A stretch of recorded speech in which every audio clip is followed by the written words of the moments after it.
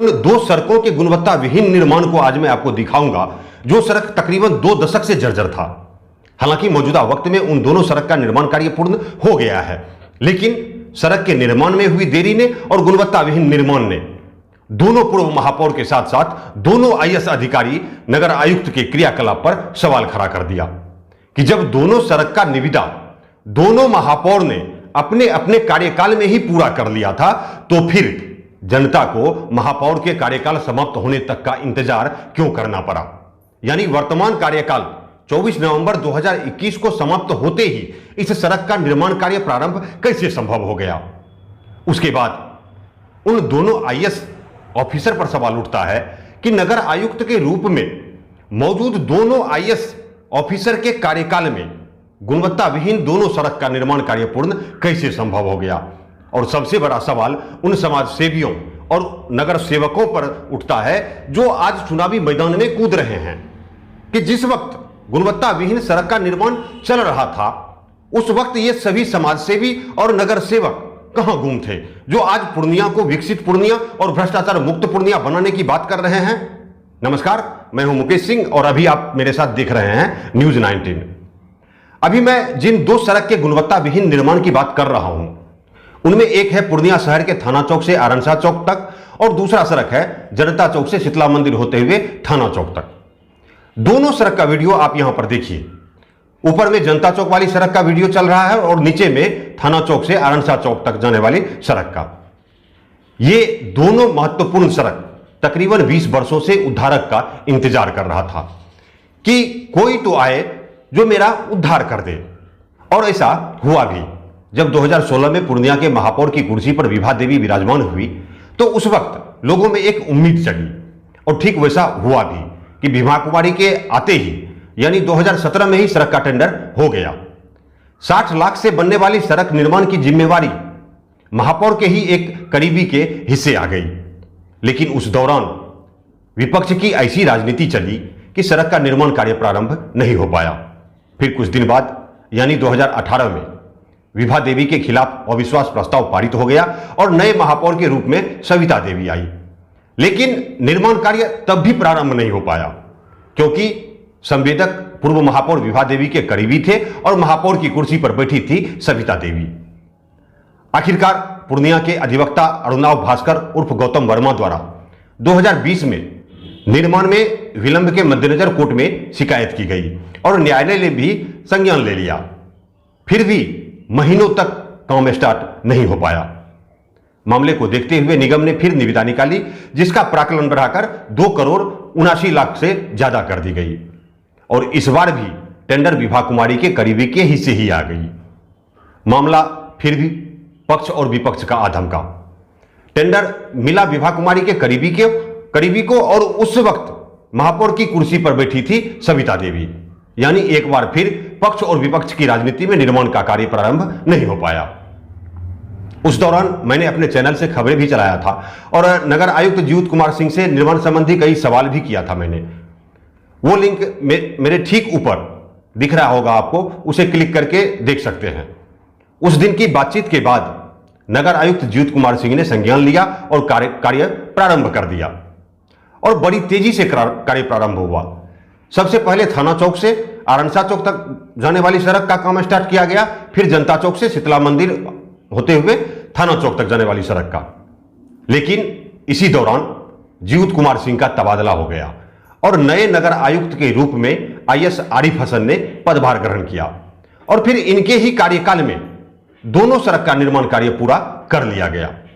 लेकिन जिस तरीके से गुणवत्ता विहीन सड़क का निर्माण किया गया, वो कहीं ना कहीं वर्तमान नगर आयुक्त की कार्यशैली पर सवाल तो जरूर खड़ी करती है और उनके ईमानदार छवि पर दाग भी लगाती है। आज जब आप जनता चौक से शीतला मंदिर होते हुए, अंडा चौक होते हुए थाना चौक जाने वाली सड़क पर सफर करेंगे, तो आपको यह जगह जगह उखड़ते गिट्टी और उस पर लगाए गए चिप्पी स्पष्ट दिखाई देगा। मुझे कुछ स्थानीय लोगों ने इस बात की जानकारी दी, तो मैं सड़क को देखने पहुंच गया और जो वीडियो मैंने बनाया उस वक्त, उसे आज मैं आपको दिखाता हूं। सबसे पहले जनता चौक पर लगे इस शिलान्यास के बोर्ड को आप देख लीजिए।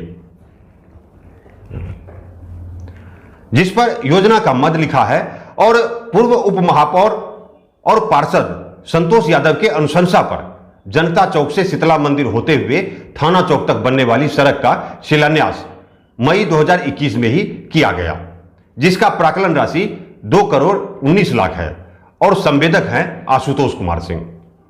आपको यहां बता दूं कि इस सड़क का शिलान्यास हालांकि 2021 में ही की गई थी, लेकिन निर्माण का कार्य 1 महीने पूर्व हुआ है।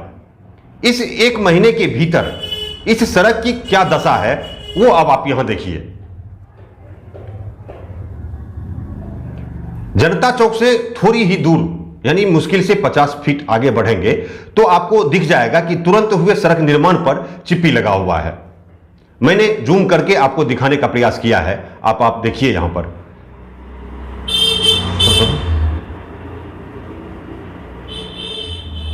और आप इसी तरीके से जैसे जैसे आगे बढ़ते जाएंगे आपको जगह जगह इसी तरीके से चिप्पी लगा हुआ मिलता जाएगा।